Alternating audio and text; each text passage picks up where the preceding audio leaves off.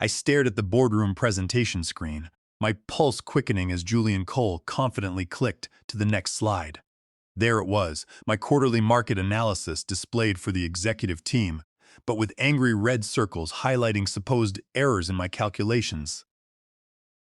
As you can clearly observe, Julian announced, his voice dripping with professional concern, these projections deviate significantly from standard forecasting models. He gestured to a side-by-side comparison where my data visualizations appeared wildly different from textbook examples. The boardroom felt suffocating as 12 pairs of senior executives leaned forward in their chairs. I remained completely still, my face blank, despite the knife twisting in my chest. 3 months of meticulous work was being systematically dismantled before my eyes. The volatility patterns shown here, Julian continued, pointing to my custom-designed charts, completely misrepresent actual market conditions. When plotted against traditional indicators, you can see the dramatic inconsistencies. Director Keith Henderson removed his glasses, rubbing the bridge of his nose. "And you were certain about this assessment?" "Absolutely," Julian replied without hesitation. "I have run the numbers myself using industry-standard methodologies. The discrepancies are substantial and frankly concerning." I watched silently as he flipped to the next slide, a complex visualization I had created after weeks of research and late nights. "Most troubling is this risk assessment model," Julian said. "It employs an unconventional mathematical approach that generates projections completely out of alignment with peer-reviewed financial forecasting principles." The chief executive officer crossed his arms, frowning deeply. I could practically see my promotion chances evaporating with each nod around the table. When applied retroactively to last year's market, Julian explained, displaying a new comparison slide, this model would have completely missed the February correction. Our clients would have been caught entirely unprepared, potentially losing millions of dollars. Keith Henderson shook his head slowly. "This is deeply troubling. I have already begun implementing standard methodologies," Julian assured him. "With immediate intervention, we can still present accurate projections to Oakmont Capital next week." The message could not have been clearer. Julian should lead the Oakmont Capital account, our biggest client. The promotion we had both been competing for would go to him. "And you are certain these analytical methods are fundamentally incorrect?" the chief executive officer asked him directly. "Without question," Julian replied. After enduring 60 excruciating minutes of watching my professional reputation being methodically destroyed, Keith Henderson finally turned to me. "Do you have anything to say in response?" Every head in the room swiveled toward me. Throughout the entire presentation, I had not uttered a single sound. My heart pounded as I carefully considered my next words. "Just one question," I said calmly, meeting Julian's eyes directly. "Can you explain why the client specifically requested this exact visualization approach in their initial brief? Can you explain why the client would ask for this if it violates industry standards?" Julian's confident expression faltered. "I am not aware of any such request," he replied. "The client expected industry standard analysis." I reached into my bag and retrieved a bound document, sliding it across the table toward the chief executive officer. "This is the initial project brief from Oakmont Capital.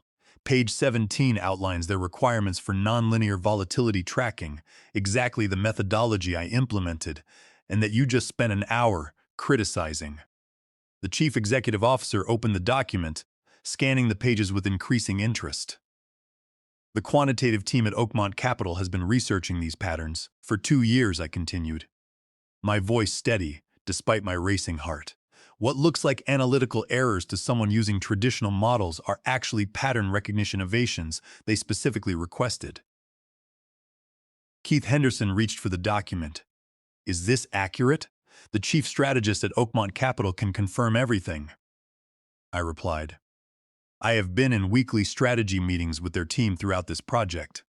I assumed everyone at leadership level was aware of their specialized requirements." Julian started to speak, but the chief executive officer raised his hand to silence him. Julian's usually composed face betrayed the first flickers of panic. "You have just spent an hour explaining how you have fixed analytical methods that Oakmont Capital specifically commissioned," I said. "I am curious. Have you informed them that you have replaced their proprietary approach with standard models they explicitly rejected? The tension in the room was palpable. Keith Henderson flipped through the brief, his expression darkening with each page. There must be some misunderstanding, Julian attempted. These methods are untested. No serious investment firm would use them. Page 12, I interrupted calmly, pointing to the document.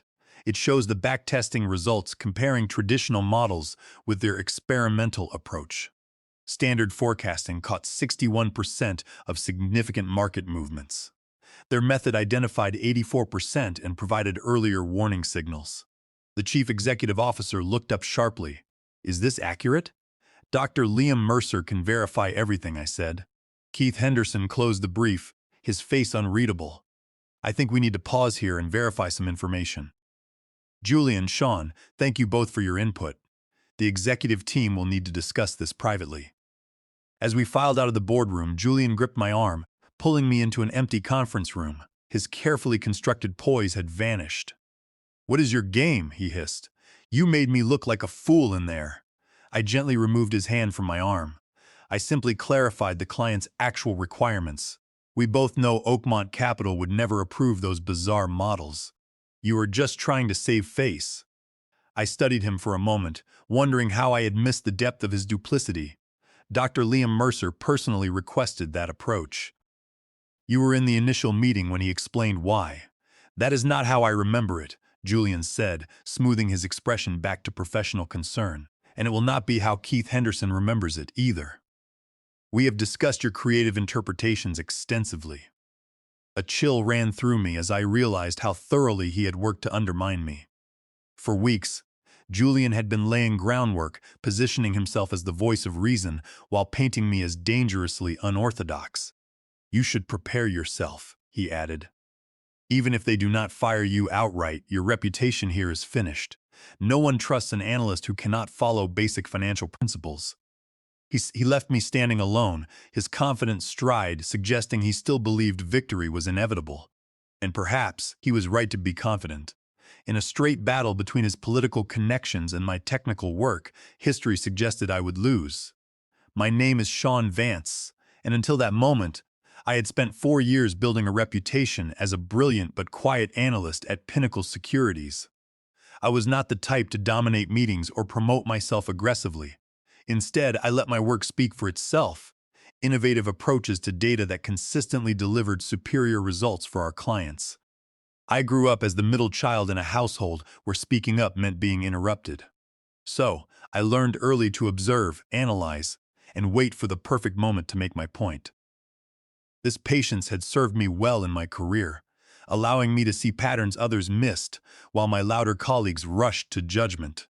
When I joined Pinnacle Securities after completing my master's degree, I was determined to succeed on merit alone. For years, I had watched my father, a talented engineer, get passed over for promotions because he was not assertive enough in a corporate tech company. I promised myself I would not let that happen to me. At Pinnacle Securities, I slowly built my reputation by taking on challenging accounts others avoided and turning them into successes. My analytical approach was not conventional. I developed my own models that spotted market trends weeks before standard indicators. My clients appreciated the edge this gave them, even if some of my colleagues questioned my methods. Julian Cole joined the company 2 years after me. From day one, he was everything I was not: outspoken, politically savvy, and determined to climb the corporate ladder at any cost. Where I spent evenings perfecting analyses, he spent them networking with executives at industry events. Where I focused on client results, he focused on visibility. We were opposites in every way, yet strangely we developed an uneasy friendship over shared lunches and late nights at the office. I admired his confidence, and he seemed impressed by my technical abilities. When he asked about my methods, I would share my thinking, believing we were supporting each other as colleagues in a competitive field. We would sit in the local diner after long workdays, sipping black coffee and discussing the future of quantitative analysis. I felt a sense of camaraderie, believing that our differences made us a stronger partnership rather than rivals. In those late-night conversations, we talked about our long-term ambitions. I wanted to lead a division focusing entirely on predictive mathematical theory, while Julian wanted to move into senior administration and oversee corporate strategy. It seemed like our paths were complementary. He would often joke that once he became the chief executive, he would double my budget and give me a corner office. I laughed, thinking it was a friendly dream. I truly believed that my technical skills and his networking ability would make us an unstoppable duo in the financial sector. I worked tirelessly to ensure that our collaborative projects always received the highest marks from management, never suspecting that he viewed my quiet work as a stepping stone. Then came the Oakmont Capital account. The largest asset management firm in the region had selected Pinnacle Securities to handle their quarterly forecasting, a prestigious assignment worth millions of dollars in fees. Keith Henderson announced that whoever led this account successfully would be promoted to senior analyst with a substantial salary increase and team leadership responsibilities. I wanted that promotion desperately, not just for the money, though that would finally let me pay off my student loans. It represented validation, proof that quiet competence could triumph over self-promotion. When Keith Henderson assigned both Julian and me to the initial client meeting, I knew we were being evaluated head-to-head. Oakmont Capital's representatives were unlike typical clients. Their head of research, Dr. Liam Mercer, spent an hour discussing cutting-edge forecasting methodologies. He explained that traditional models had failed to predict several recent market shifts that cost them dearly. "We are looking for fresh approaches," Dr. Liam Mercer had said. "Our internal research suggests nonlinear volatility patterns contain predictive signals that conventional models miss entirely." I felt a thrill of recognition. This was exactly what my personal research had focused on for years. When I shared some preliminary thoughts, Dr. Mercer leaned forward with genuine interest. Julian, meanwhile, looked increasingly uncomfortable as the conversation ventured beyond standard financial theory. After the meeting, Keith Henderson pulled me aside. "Oakmont Capital was impressed with your ideas. They want you to lead the analysis phase." Julian's smile tightened when he heard the news, but he congratulated me warmly. "I will handle client communications while you focus on the numbers," he offered. "We will make a great team." For 3 months, I poured everything into developing custom visualization tools that could capture the patterns Oakmont Capital wanted to track. I tested my models against historical data, refining them until they successfully predicted 84% of significant market movements from the previous year, far exceeding the 61% accuracy of traditional approaches. I spent 70 hours a week at my desk, running simulations and debugging code. When Julian asked about my progress, I shared everything openly. He seemed fascinated, asking detailed questions about my methodology. I explained each innovation proudly, believing he was helping bridge communications with the client while I focused on the technical work.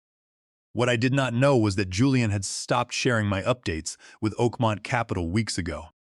Instead, he had been meeting privately with Keith Henderson, expressing concerns about my unconventional approach. He carefully built a case that I was veering dangerously off course from accepted financial practices. The presentation ambush had been his masterstroke, positioning himself as the responsible professional, saving the company from my reckless methods. And it had worked perfectly until my single question changed everything. That evening, I sat on my apartment balcony, watching the city lights flicker on as twilight deepened. My phone buzzed with a message from Keith Henderson. "Meeting tomorrow, 9 in the morning, with Oakmont Capital representatives present." No further explanation. I barely slept that night, replaying every interaction with Julian over the past months. How many times had he asked detailed questions about my methodology, only to use that information against me? How many private meetings had he arranged with leadership while I worked late, perfecting analyses? The betrayal cut deeper because I genuinely believed we were supporting each other. The next morning, I arrived early to find the conference room already filling with executives. Keith Henderson nodded tersely as I entered. Julian arrived moments later, impeccably dressed and seemingly untroubled. He took a seat across from me, avoiding eye contact. At precisely 9, Dr. Liam Mercer from Oakmont Capital entered with 2 colleagues. The atmosphere immediately tensed. "Thank you all for convening on short notice," Keith Henderson began. "We have a situation that requires immediate clarification regarding the Oakmont Capital Quarterly Forecasting Project." Dr. Mercer has agreed to provide his perspective. Dr. Liam Mercer placed his tablet on the table, his expression serious. "I was disturbed to receive standard market projections yesterday from Julian Cole, particularly after the promising custom analytics Sean Vance had been developing for us." Julian's head snapped up. "I believe the alternative approach needed revision to meet industry standards." "Industry standards are precisely what we hired Pinnacle Securities to move beyond," Dr. Liam Mercer interrupted. "As I made explicitly clear in our initial brief and subsequent communications, traditional forecasting models have consistently failed to identify the market anomalies most critical to our investment strategy." Keith Henderson leaned forward. "Dr. Mercer, to be absolutely clear, you specifically requested the nonlinear volatility modeling approach that Sean Vance implemented?" "Not only requested it, we insisted on it as a condition for awarding Pinnacle Securities this contract," he confirmed. "Sean's methodology aligns perfectly with our research directives." When Julian sent standard projections yesterday, claiming they represented Pinnacle Securities' official analysis, I was concerned there had been a serious miscommunication. The room fell silent. Julian's face had gone completely pale. "There seems to have been a significant internal communication failure," CEO Harold Miller said carefully. "Rest assured, Oakmont Capital will receive the custom analytics you commissioned, delivered by Sean, who developed them." After the meeting dispersed, Keith Henderson asked me to remain behind. Julian attempted to stay as well, but the director dismissed him with a curt, "We will speak later." When we were alone, he sighed heavily. "This situation is unprecedented, Sean. Had Oakmont Capital gone with the standard analysis Julian proposed, we would have lost our largest client." I nodded, saying nothing. "I owe you an apology," Keith Henderson said. "I should have verified the client requirements directly instead of accepting second-hand information." He paused, studying me. "Why did you not speak up sooner about Julian's interference?" "I did not know he was interfering," I admitted. "I thought we were collaborating." "He had access to all my work while claiming to handle client communications." Keith Henderson grimaced. "A carefully orchestrated deception." "What happens now?" I asked. "The senior analyst position will be yours, effective immediately," Keith Henderson said. "As for Julian, human resources will be having discussions with him about his future at Pinnacle Securities." It should have felt like victory. The promotion was mine, my methods vindicated, my chief rival exposed. Yet, as I returned to my desk, I felt hollow. The trust I had placed in a colleague, someone I had considered a friend, had been weaponized against me. Throughout the day, colleagues stopped by my desk with congratulations. The story had spread rapidly through office channels. Julian remained conspicuously absent, having left the building immediately after the meeting. At 5, as I was preparing to leave, my phone lit up with a text from an unknown number. "This is not over. You got lucky today." I stared at the message, a knot forming in my stomach. The tension I had been carrying all day crystallized into something sharper. This was not just professional rivalry, it was personal now. The following days brought an uneasy transition. I moved into my new office and began building my team for the Oakmont Capital account. Julian had not been fired, merely reassigned to internal analytics, where client contact was minimal. Each time we passed in hallways, his eyes followed me with undisguised resentment. 2 weeks after my promotion, strange things began happening. Small at first, files missing from my desktop, meeting invitations that disappeared from my calendar. Then more significant, a crucial email to Oakmont Capital contained calculation errors I knew I had not made. A presentation deck was altered overnight with slides rearranged and key data points changed. I began staying later, triple-checking everything before sending it. I kept backup copies of all files on my personal drive. The constant vigilance was exhausting but necessary. "You look terrible," my colleague Gwen Fisher remarked over coffee. "Everything okay with the new position?" I hesitated, then admitted, "Someone is sabotaging my work. Small things, but enough to undermine me if I do not catch them." Gwen Fisher raised an eyebrow. "Julian? I cannot prove it," I said. "But who else would have both the motivation and the technical knowledge?" Be careful, Gwen Fisher warned. He is still close with Keith Henderson's assistant, and he has been having lunch with several board members recently. This news sent a chill through me.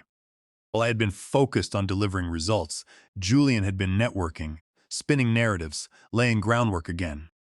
That afternoon, I discovered my access to certain data systems had been mysteriously revoked. When I contacted IT, they claimed to have received authorization from leadership to modify my permissions. It took hours to resolve, forcing me to miss a deadline for Dr. Liam Mercer. When I finally delivered the analysis late that evening, he was understanding but concerned. Is everything all right at Pinnacle Securities? This is the second delay this week. Just some internal system issues, I assured him. I see, he replied. Just so you are aware, we have received an interesting proposal from another firm claiming they can implement our methodology more efficiently. My blood ran cold. Another firm? May I ask which one? Apex Quantitative, he said.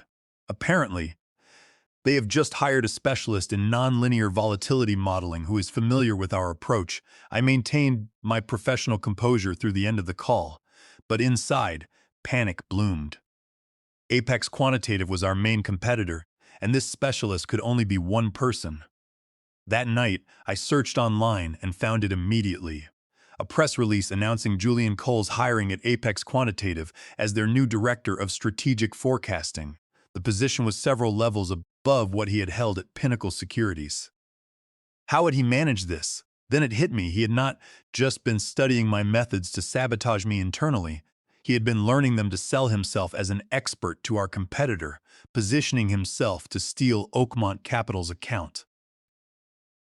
The next morning, I requested an urgent meeting with Keith Henderson and our legal team. I explained my suspicions, showing them evidence of the systematic interference with my work and the Apex Quantitative announcement. This is troubling, the legal director acknowledged, but difficult to prove as deliberate sabotage rather than system glitches. As for his new position, unless we can demonstrate he is sharing proprietary information, he is marketing himself as an expert in the exact methodology I developed for Oakmont Capital, I insisted. A methodology he publicly criticized as incorrect just weeks ago. Keith Henderson looked unconvinced. People change their professional opinions all the time. I realized with sinking certainty that I was losing this battle. Without irrefutable proof, it would be my word against Julian's, and he had always been better at office politics. That evening, I received an invitation to attend an industry conference where Julian would be giving a keynote presentation titled Innovations in Nonlinear Volatility Forecasting. My methodology presented as his expertise. I sat motionless at my desk, fury and helplessness washing over me in alternating waves. Everything I had worked for was being systematically dismantled by someone willing to cross lines I would not. In the battle between quiet competence and ruthless ambition, the latter was winning. But as I stared at the conference invitation, something shifted inside me. I had played by the rules while Julian broke them repeatedly. I had trusted the system to recognize merit while he manipulated perceptions. I had been honest while he lied without hesitation. Perhaps it was time to change tactics. I opened my laptop and began typing, a plan forming that would require me to operate as Julian did, strategically, politically, and without mercy.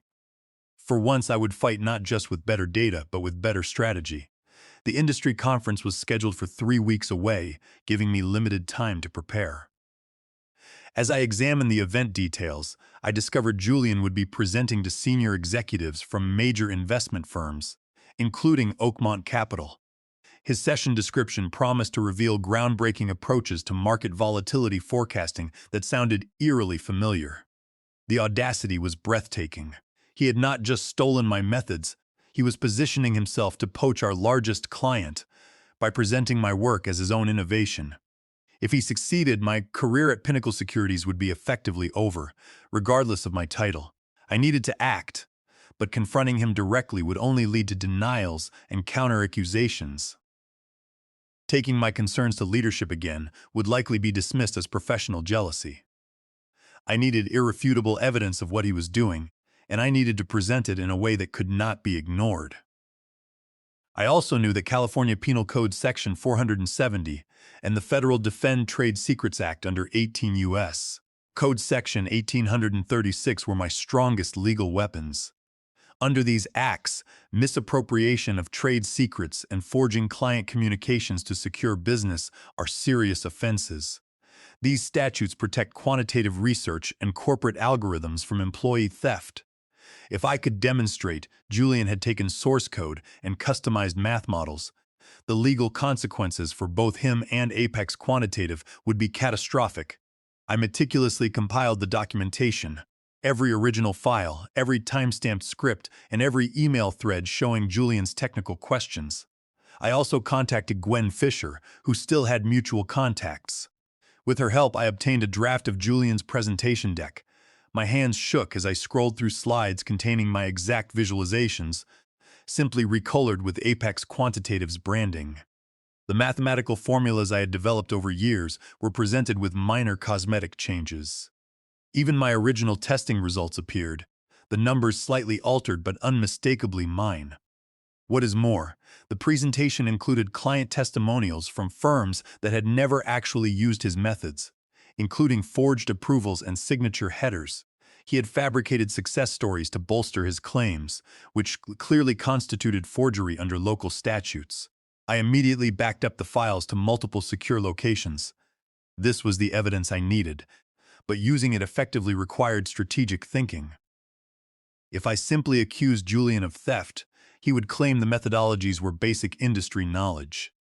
I needed a trap that would force him to reveal his deception. The conference was being held at Meridian Hotel, a venue I knew well from prior conferences. I contacted the event coordinator, Brenda Hall, whom I had worked with before. I am presenting at a different session, I explained, but I am having technical concerns about the projection system. Would it be possible to test my presentation in the main hall beforehand? Brenda Hall agreed to give me access the evening before the conference. Just let security know you are here for setup testing. They will let you in. I plan to use that hour to install a simple script on the local presentation laptop, designed to mirror my files alongside Julian's slides if his presentation file was opened. The evening before the conference, I arrived at the Meridian Hotel with my laptop. Brenda Hall, the event coordinator, granted me access to the main presentation hall to test the system. I connected my laptop and created a hidden presentation file that would remain dormant in the system, accessible only through a specific command sequence. The next morning, I arrived early and stationed myself in the hotel lobby. When Julian Cole entered, he looked confident, dressed impeccably, greeting industry leaders with practiced charm. He showed no sign of concern that I might be present.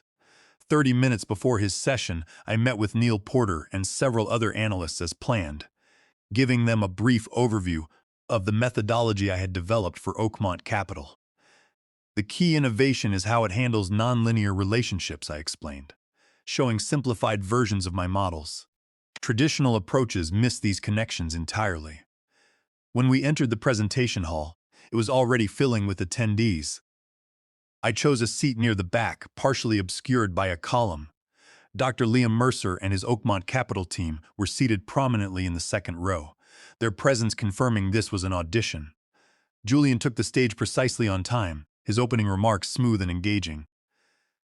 Today I will be sharing a revolutionary approach to volatility forecasting that challenges conventional market assumptions, he began. This methodology represents months of intensive research and testing. As he progressed through his presentation, I could see recognition dawning on Neil Porter's face. The similarities to what I had shown them were impossible to miss. Meanwhile, Dr. Mercer was taking detailed notes, his expression inscrutable. Julian advanced to a slide showing impressive backtesting results, my results with numbers slightly adjusted. When applied to last year's market conditions, this model successfully predicted 82% of significant volatility events, compared to just 60% using standard methods. From my seat, I quietly opened my tablet and entered the command sequence I had programmed the previous evening. On stage, Julian continued confidently, unaware of what was about to happen.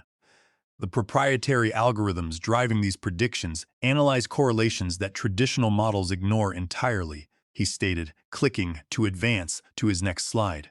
Instead of the expected chart, the screen suddenly displayed a split image.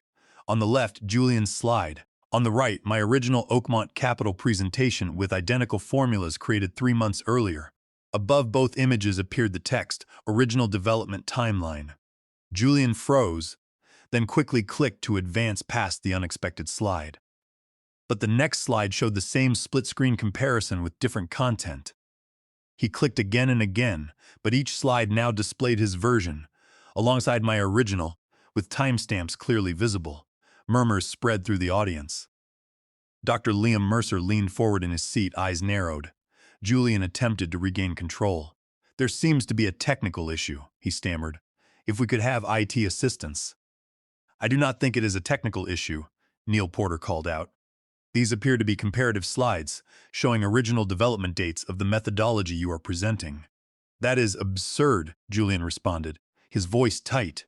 "This is proprietary Apex quantitative analysis. Then why does it match exactly what Pinnacle Securities presented to Oakmont Capital 3 months ago?" Dr. Liam Mercer asked, standing now, down to the formula notation and visualization color schemes. The room had gone completely silent. "There must be some mistake," Julian insisted, desperately trying to exit the presentation, but each click only advanced to another comparison slide. Then came the final slide, showing Julian's email to me from months earlier, where he had asked questions about my methodology, timestamped weeks before he criticized it as fundamentally flawed in the boardroom. I stood up slowly. "There is no technical glitch, Julian, just documented evidence of how you studied my work, publicly criticized it, then attempted to present it as your own innovation after joining a competitor. By doing so, you have also violated the Defend Trade Secrets Act under 18 U.S. Code Section 1836 and committed forgery under California Penal Code Section 470 by fabricating client approvals." The room erupted in whispers as I walked calmly to the front. Julian's face had gone completely white. "You planted these slides," he accused. "The slides simply show factual information, timestamped development materials from both companies," I replied. "If the methodology is truly your original work, you should be able to explain the identical mathematical notation, testing parameters, and even the identical typo on slide 17. Dr. Liam Mercer and the Oakmont Capital team gathered at the side of the stage. Other attendees photographed the comparison slides. "This session is clearly compromised," Dr. Mercer announced. "I suggest we adjourn while this situation is addressed. Sean, the Oakmont Capital team would appreciate a private conversation at your convenience." As the room emptied, Julian remained frozen on stage, his professional facade shattered. He approached me, voice trembling with fury. "You planned this ambush. You deliberately humiliated me." I regarded him calmly. "I simply presented factual evidence of what you did. The methodology you criticized as dangerously flawed, then studied, stole, and attempted to sell as your own innovation." "You will regret this," he whispered. "Perhaps," I acknowledged. "But right now, industry leaders have just witnessed you presenting stolen intellectual property. I suspect that is a greater professional concern than any personal vendetta." An hour later, in a private room, Dr. Liam Mercer confirmed that Oakmont Capital would be expanding their relationship with Pinnacle Securities. "Integrity matters as much as innovation in our partnerships," he explained. "Today made clear which provider embodies both." 3 days later, Apex Quantitative announced Julian's departure by mutual agreement. No financial firm would risk hiring him after video clips of the presentation debacle circulated. I did not feel the savage triumph I had expected. Instead, I felt a quiet satisfaction that truth had prevailed. I had not destroyed Julian. He had destroyed himself. I had simply ensured that those actions became visible at precisely the right moment to precisely the right audience. The following week, Keith Henderson called me into his office. "The board has approved a new position, Chief Methodology Officer. They would like you to take it, with a substantial compensation increase." I smiled. "I would be honored," and Sean, he added, "that was impressive work at the conference. Unorthodox but effective." "Sometimes," I replied, "the most powerful response to deception is not confrontation. It is simply ensuring the truth is visible to everyone who needs to see it."